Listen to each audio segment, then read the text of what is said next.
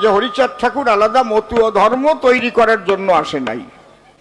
হরিচাঁদ ঠাকুর আলাদা কোনো মতুয়া ধর্ম, স্বতন্ত্র ধর্ম প্রবর্তন করবার জন্য তিনি আবির্ভূত হন নাই।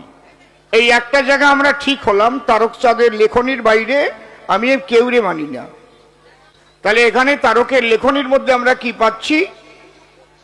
যে মানবকুলে আসিয়া যশমন্ত সুত হইয়া জন্ম লইয়া সফলা নগরী প্রচারিল গুরগম্য সূক্ষ্ম সনাতন ধর্ম জানাইল এই জগৎ ভরি।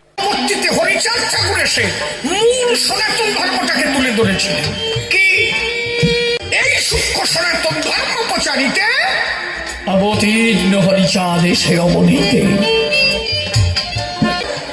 এই জন্য তার গোসাই এসে বলছে প্রচারিতে গুরুগম্য সূক্ষ্ম সনাতন ধর্ম। এইবার সেই সূক্ষ্মটা, মূল সূক্ষ্ম তত্ত্বটাকে হরিচাঁদ ঠাকুর ধরে দিলেন।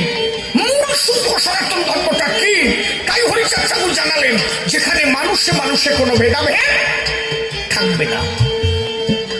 কি হলে ঈশ্বর পাওয়া যায়, হরিচাঁদ ঠাকুর তাই বললেন এইটা হচ্ছে মূল সনাতন ধর্ম।